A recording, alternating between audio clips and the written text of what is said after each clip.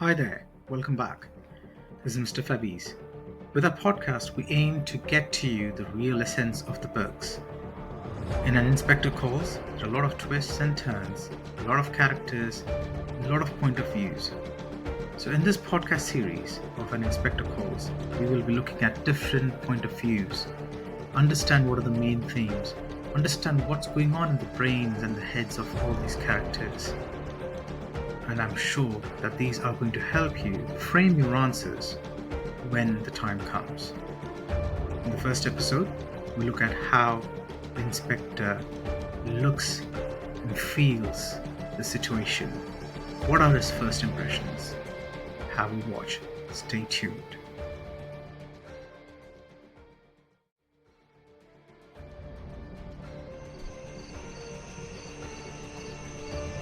The night was quiet as I approached the house, the heavy, elaborate door standing as a barrier between me and the well-to-do family inside. The Burlings. I'd heard about them, of course. Wealthy, influential, and sure of their place in society. The sort who believe themselves untouchable, above the troubles of the world. But that was the thing about secrets. They had a way of coming to light, and tonight was a night for revelations.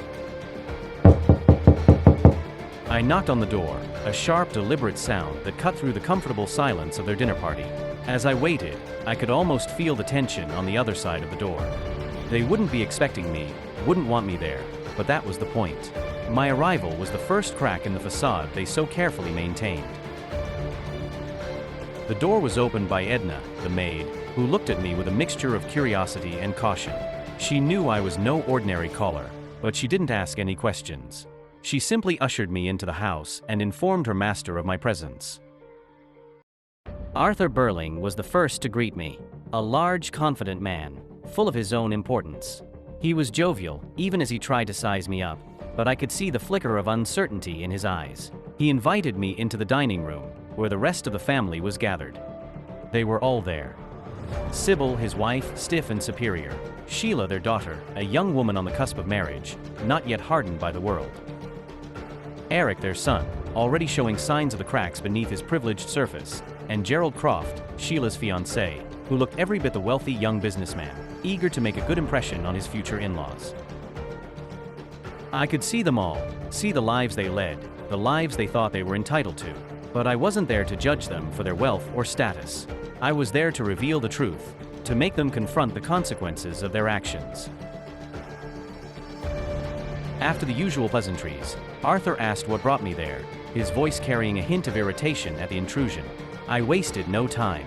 I told them about Eva Smith, the young woman who had died that afternoon, suicide.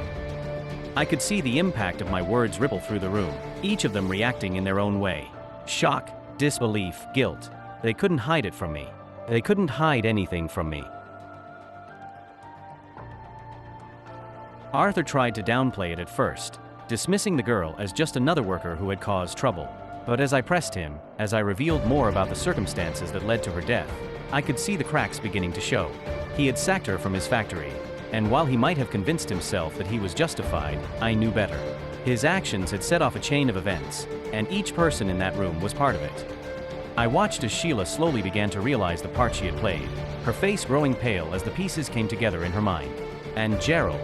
I could see there was more to his involvement than he was letting on. They were all involved, all responsible in their own way. But I wasn't there to accuse them, not directly.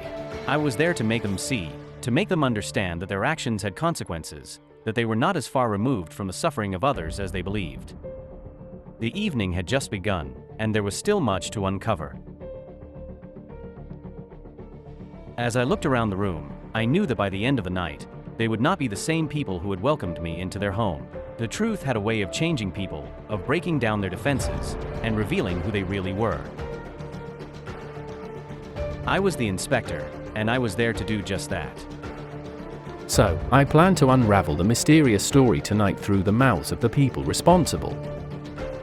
Will they crack?